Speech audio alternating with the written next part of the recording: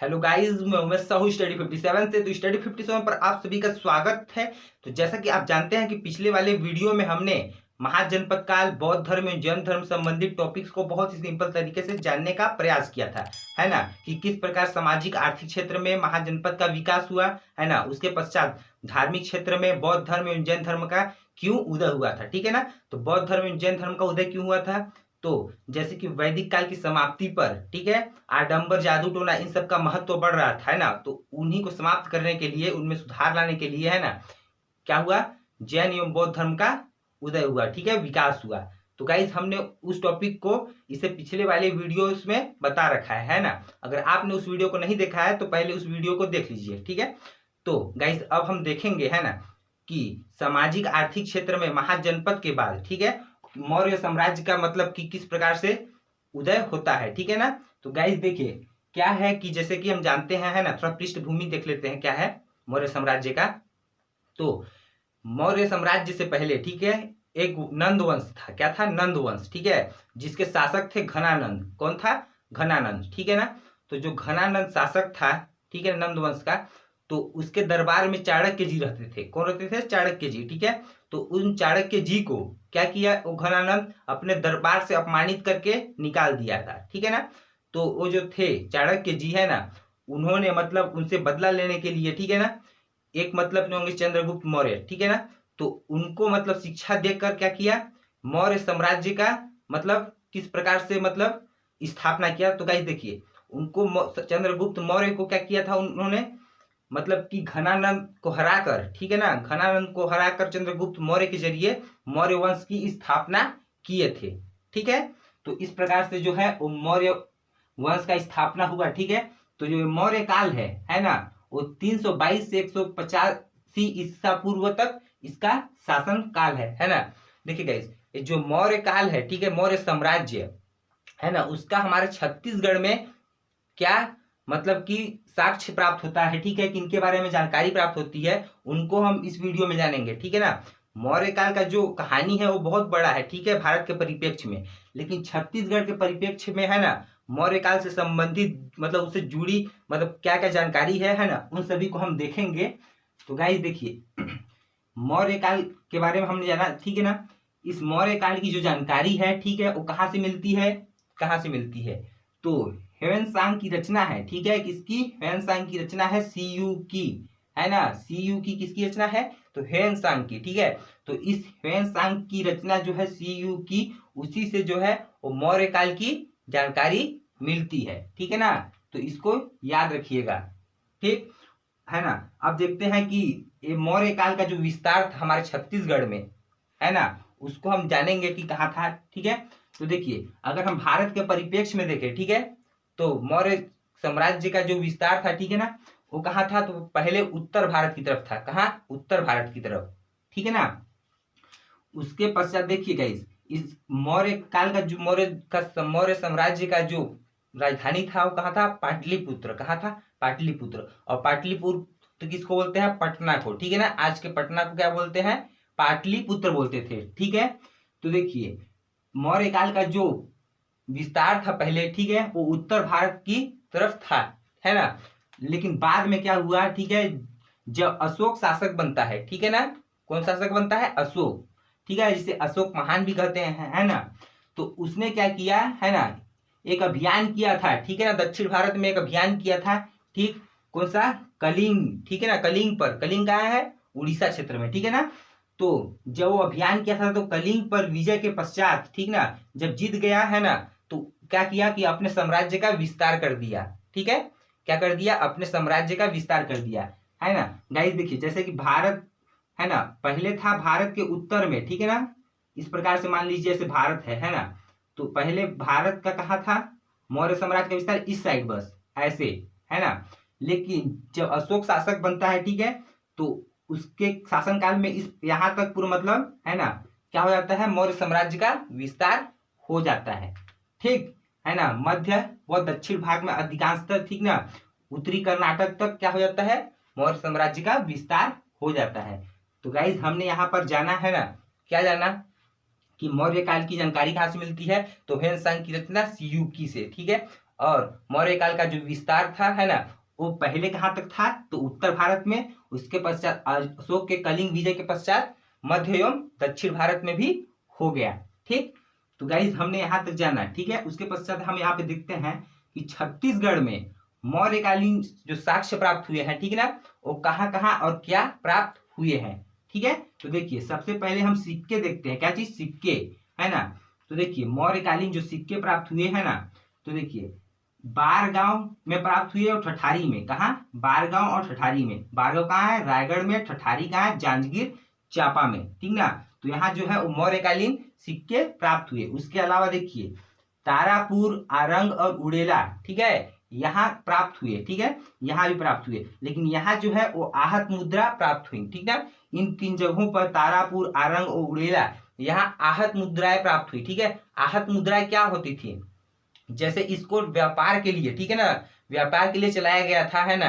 इस आहत मुद्राओं को, है ना, इसका कोई आकार नहीं होता, निश्चित आकार नहीं होता, है ना। मतलब कि कोई भी मतलब धातु के टुकड़ों से मतलब, है ना, इस पर ठप्पा लगाकर, है ना, इस प्रकार से मतलब बनाया जाता है। जैसे कि आप यहाँ पे इमेज में देख रहे होंगे, है ना, यहाँ देखिए मतलब जो है धातु, उस पर विभिन्न प्रकार के उसके आकार है ना, एक प्रकार का तो है नहीं, ठीक है। तो वही होता था क्या चीज, आहत मुद्राएं, जो मौर्य काल में चलाई जाती थी, ठीक है, ज्यादातर व्यापार के उद्देश्य से, है ना गाइस। तो हमने ये जाना है ना कि मौर्यकालीन सिक्के कहाँ कहाँ से प्राप्त हुए, ठीक है। और उसके अलावा हमने देखे कि आहत मुद्रा भी यहाँ प्राप्त हुए, ठीक है। तो गाइस हमने यहाँ सिक्कों के बारे में देखा कि मौर्यकालीन सिक्के यहाँ से मिले थे इन जगहों से, तो इन जगहों को आप याद रखिएगा, ठीक ना। उसके अलावा देखते हैं हम, है ना, शैल चित्र और शिलालेख के बारे में, ठीक है, कि जो मौर्यकालीन जो शैल चित्र है और शिलालेख है ना, वो कहाँ कहाँ मिले और उनकी क्या विशेषता है। तो गाइस देखिए रामगढ़ की पहाड़ी में, ठीक है ना, रामगढ़ की पहाड़ी कहाँ है, सरगुजा जिले में, कहाँ है, सरगुजा जिले में, ठीक है ना। तो रामगढ़ की पहाड़ी में स्थित जोगी मारा की गुफा है, ठीक है, रामगढ़ की पहाड़ी में स्थित जोगी मारा गुफा का पता चला है, ठीक है ना। जैसा कि आप जानते हैं कि जोगी मारा गुफा कहाँ है, रामगढ़ की पहाड़ी में, है ना। तो उसका पता चला है कि वह जो है वो मौर्यकालीन मतलब कि क्या है, स्थान है, ठीक ना। तो गाइस देखिए वहां से, कहां से, जोगी मारा की गुफा से, है ना, देवदीन कलाकार जो थे, ठीक है ना, जिनको देवदत्त भी बोला जाता है, ठीक है। तो आप कंफ्यूजन मत होइएगा, इस देवदीन को ही देवदत्त बोला जाता है बहुत सारे बुकों में, है ना। तो जो देवदीन कलाकार एवं सुतुनुका नामक देवदासी थी, ठीक है ना, कौन कौन से, तो देवदीन कलाकार एवं सुतुनुका नामक देवदासी थी, उनके प्रेम गाथा का वर्णन मिलता है, क्या मिलता है, प्रेम गाथा का वर्णन, कहां से, जोगी मारा की गुफा से, है ना। जिसका जो मतलब कि देखिए क्या है कि इस देवदीन ने, ठीक है ना, मतलब जब उनका वो चीज हो रहा था, क्या बोलते हैं, बिछड़ रहे थे, ठीक है, तो उनकी याद में क्या किए, कौन, देवदीन, ठीक है, क्या किए देवदीन, तो दीवारों पे, ठीक है ना, विभिन्न प्रकार के मतलब, है ना, मतलब कि अपने प्रेम गाथा का वर्णन उसमें लिखे थे, ठीक है। कौन से भाषा में लिखे थे, तो जो भाषा थी उसकी पाली और लिपि जो थी वो ब्राह्मी, है ना। तो ये भी पूछता है, ठीक ना, कि जो उसके मतलब कि देव दिन जो है ना, और सुतुनुका, उनके प्रेम गाथा का वर्णन किस भाषा में लिखा गया है और किस लिपि में, तो भाषा कौन सा, पाली और लिपि ब्राह्मी, ठीक है। देखिए यहाँ हमने इस प्रकार से बनाया है, दिल से, ठीक है ना, दिल से मतलब, या फिर डी से क्या हो गया, देवदीन, एस से क्या हो गया, सुतुनुका, ठीक है ना, डी एस, ठीक है, डी एस मतलब क्या हो गया, देवदीन और सुतुनुका। तो इस प्रकार से आप याद कर सकते हो, है ना। तो इस देवदीन एवं सुतुनुका के प्रेम गाथा का वर्णन इस जोगी मारा गुफा से पता चलता है, ठीक ना। उसके अलावा एक और गुफा का पता चला है यहाँ से, कौन सा गुफा, सीता बेंगरा, कौन सा गुफा, सीता बेंगरा, ठीक है। और ये जो है वो विश्व की प्राचीनतम नाट्यशाला है, ठीक है, क्या है, विश्व की सबसे प्राचीनतम नाट्यशाला है, कहाँ, सीता बेंगरा गुफा में, ठीक ना।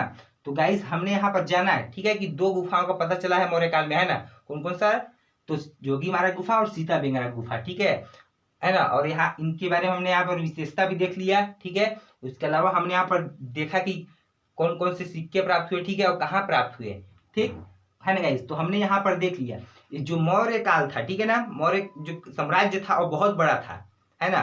फिर धीरे धीरे मतलब कि इसका जब समाप्ति होने लगा, है ना, मतलब कि एक कमजोर होने लगा, है ना, फिर क्या हुआ, जैसे इस कमजोर होने लगा तो छोटे छोटे मतलब कि राज्यों का उदय हुआ। क्या हुआ? छोटे छोटे राज्यों का उदय हुआ, ठीक ना।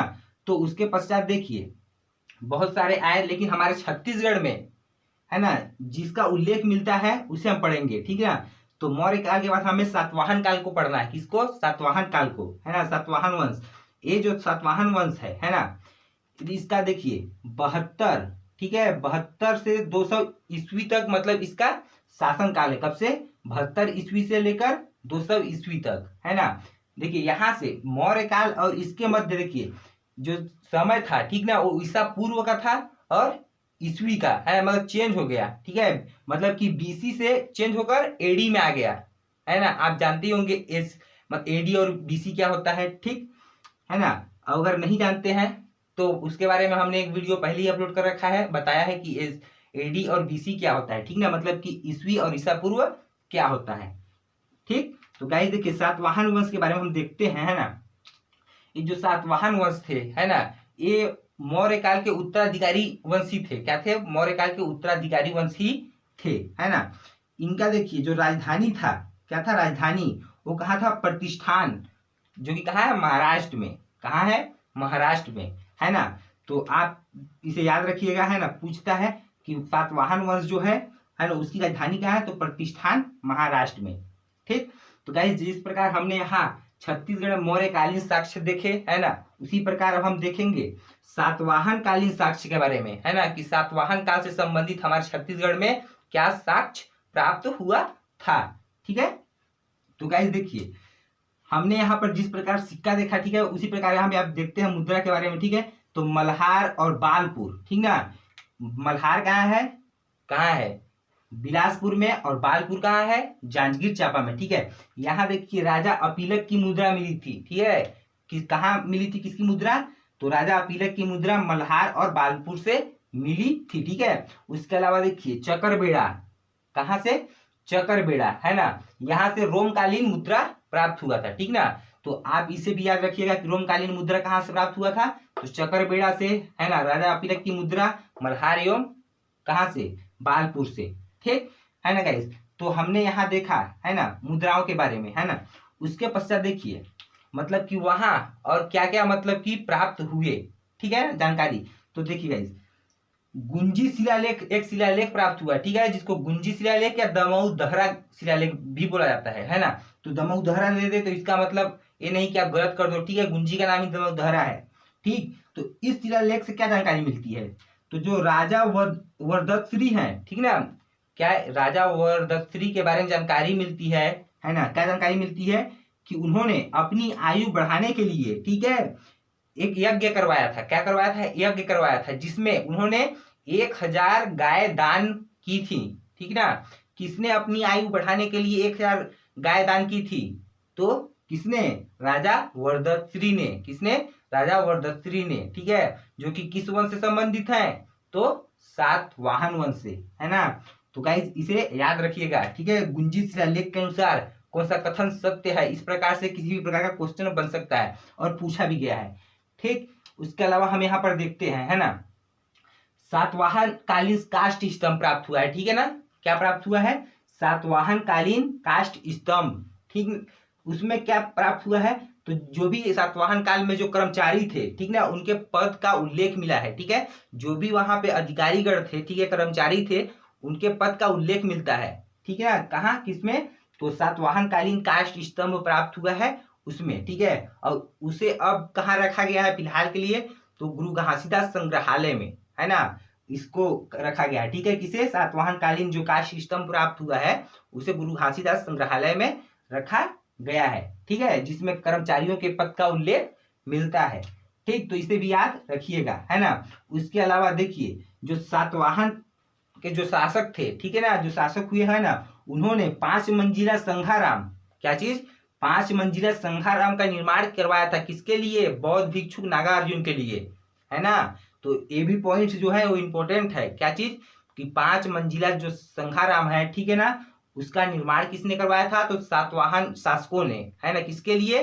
तो बौद्ध भिक्षुक नागा अर्जुन के लिए, ठीक है। तो गाइस हमने यहाँ सातवाहन के काल के बारे में क्या जाना? तो यह जाना कि उसकी राजधानी क्या कहाँ है ना। तो प्रतिष्ठान महाराष्ट्र में, ठीक है। उसके अलावा हमने क्या जाना कि कहाँ कहाँ इसके मुद्रा मिले, तो मल्हार एवं बालपुर से राजा अपीलक की मुद्रा, उसके अलावा चकरबेड़ा में, ठीक है, चकरबेड़ा में रोमकालीन मुद्रा, ठीक। उसके अलावा हमने एक देखा गुंजी अभिलेख, ठीक है। तो गुंजी अभिलेख से क्या हुआ, तो राजा वर्धश्री की जानकारी मिलती है कि उन्होंने अपनी आयु बढ़ाने के लिए, है ना, 1000 गाय जो थी वो दान दे दी थी, ठीक ना। उसके अलावा हमने यहाँ पर देखा कि एक सातवाहनकालीन काष्ठ स्तंभ प्राप्त हुआ था, ठीक है, जिसमें सातवाहनकालीन जो अधिकारीगण थे, ठीक है ना, उनके पदों का उल्लेख मिलता है कि किस प्रकार से वहां मतलब कर्मचारी लोग थे, है ना, क्या क्या पद बनाए गए थे, है ना, उसके बारे में। उसके अलावा 5 मंजिला संखाराम को देखा हमने, है ना, कि बौद्ध भिक्षु नागार्जुन के लिए सातवाहनकालीन शासकों ने इसका निर्माण करवाया था, ठीक। तो गाइस हमने यहाँ देखा सातवाहन वंश को, है ना।